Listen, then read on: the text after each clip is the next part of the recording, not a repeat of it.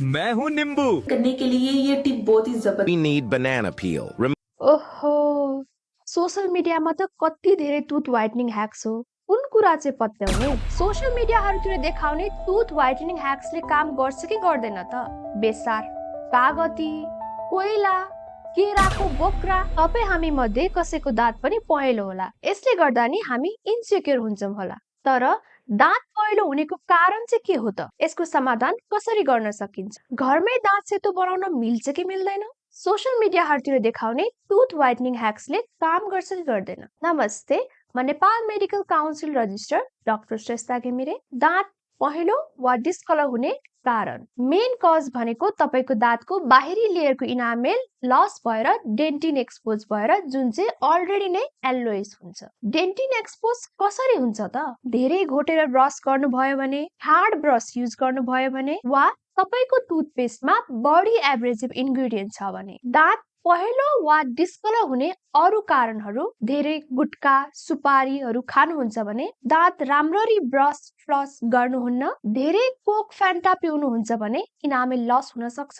तपाईहरुको जति एज बढ्दै गयो त्यति इनामेल मातलो हुँदै जान्छ, वा जेनेटिक्सले गर्दा पनि दाँत पहेँलो हुन्छ। यदि कुनै डिजिज जस्तै लिभर डिजिज, सिलियाक डिजिज छ भने, कुनै औषधि वा केमोथेरापीले गर्दा कहिलेकाहीँ तपाईहरु एक्सिडेन्टमा परेर तपाईहरुको दाँत ठोकेर त्यहाँ भित्रको नसा मर्दै गयो भने दाँत पहेँलो वा कालो भएर जान सक्छ। यसको समाधान कसरी गर्न सकिन्छ? यदि तपाईले घोटेर ब्रस गर्नुहुन्छ वा हार्ड ब्रस युज गर्नुहुन्छ भने नरम ब्रस युज गर्नुहोला र धेरै घोटेर ब्रस नगर्नुहोला। तपाईको टुथपेस्टमा धेरै एब्रेसिभ कम्पाउन्ड छ भने धेरै युज गर्नु भएन। तपाईहरुको स्मोक गर्ने, सुपारी, गुटखा, खैनीहरू खाने बानी छ भने एभोइड गर्नुहोला। छोड्न गाह्रो हुन सक्छ, तर मिनिमाइज गर्दै जानुहोला। प्रोफेसनल हेल्प लिनु परे पनि लिनुहोला। घरमा दाँत सेतो बनाउन मिल्छ कि मिल्दैन? घरमा युज गर्न मिल्ने भनेको टुथ व्हाइटनिङ टुथपेस्ट हो। तर व्हाइटनिङ टुथपेस्टमा बढी एब्रेसिभ कम्पाउन्ड हुन्छ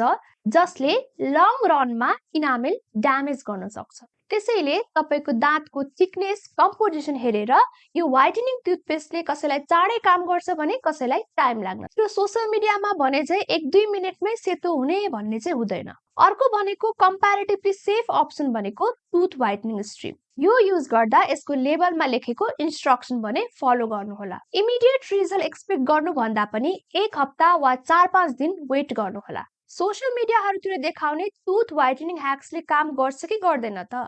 बेसार, कागती, कोइला, केराको बोक्रा, बेकिङ सोडा। अब यो सबैमा साइन्टिफिक प्रुफ भने अलि स्ट्रङ छैन। कागती, कोइलाले सुरुमा दाँत सेतो बनाएको जस्तो लाग्छ, तर लङ रनमा हेर्दा यसले इनामेललाई ड्यामेज गर्छ अनि दाँत सेन्सिटिभ पनि बनाउँछ। वेल, केराको बोक्रामा चाहिँ के लजिक हो थाहा भएन। केराबाट मिनरल पाइन्छ भनेर होला केराको बोक्रालाई दाँतमा घोट्यो भने त्यहाँको मिनरलले दाँतलाई सेतो बनाउँछ भन्ने कन्सेप्ट पो हो कि? बट त्यसको बोक्रा दाँतमा घोट्दा इनामेलमा असर पार्न सक्छ। बेसारले दाँत सेतो बनाउँछ भन्ने पनि कुनै साइन्टिफिक लजिक छैन। सुरुमा हामीले बेसारको पहेँलो दाँतमा लाएर पखाल्दा हल्का सेतो भएको हो कि जस्तो लाग्न सक्छ, बट त्यो इल्युजन मात्रै हो। तर अहिले रिसेन्टली आएको बेकिङ सोडा कन्टेनिङ टुथ व्हाइटनिङ पेस्टले भने काम गर्छ कि भनेर केही स्टडीहरू पनि आएको छ। त्यस्तै डेन्टिस्टकोमा गएर पनि प्रोफेसनल ब्लिचिङ वा टुथ व्हाइटनिङ गर्न सक्नुहुन्छ। यसमा युज हुने इन्ग्रेडियन्ट भनेको हाइड्रोजन पेरोक्साइड वा कार्बामाइड पेरोक्साइड हो। यसले तपाईको दाँत 1-2 सेड व्हाइटर वा तपाईलाई कति सेड व्हाइटर चाहिए त्यो बनाउन सकिन्छ।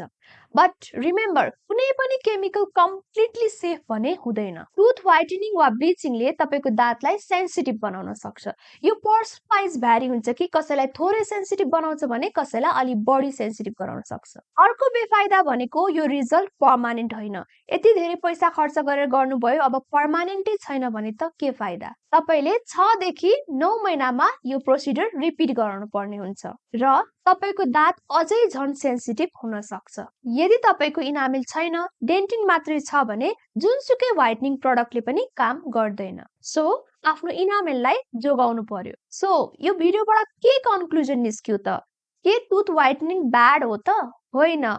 यदि तपाईको कुनै अकेजन अघि टुथ व्हाइटनिङ गर्नु मन छ भने टुथ व्हाइटनिङ स्ट्रिप वा डेन्टिस्टकोमा गएर टुथ व्हाइटन गराउन सक्नुहुन्छ। But remember, it's not permanent. अचेल त झन् टुथ व्हाइटन गराउनको लागि दाँत सबै काटेर भिनर वा क्राउन लाउने चलन शुद्ध छ, जुन ठिक होइन। किनभने यो क्राउन वा भिनर लाउनको लागि तपाईले आफ्नो नेचुरल दाँतलाई पनि काट्नु पर्छ। बट आरसिटी गर्नु भएको दाँत बीचमा दाँत छैन, दाँत हाल्नु पर्छ भने त यो नेसेसिटी नै हो। त्यही दाँत सेतो देखाउन मात्रै क्राउन हाल्ने हो भने नहाल्नुहोस्। ल भिनियरसम्म त ठिकै छ, तर आफ्नो नेचुरल दाँत जस्तो अरू केही हुन्न। यसको साटो राम्ररी ब्रस, फ्लस र गिजा सफा राख्नु होला र 6 महिनामा प्रोफेसनल स्केलिङ गराउनु होला। स्केलिङको भिडियो हेर्न चाहनुहुन्छ भने मैले छुट्टै भिडियो बनाएको छु, गएर हेर्न सक्नुहुन्छ। मैले आज यति धेरै कुरा गरे। अब हजुरहरुलाई कुनै डाउट वा कन्फ्युजन छ भने कमेन्ट सेक्सनमा लेख्न सक्नुहुन्छ। यस्तै डेन्टल रिलेटेड अवेरनेस भिडियोहरुको लागि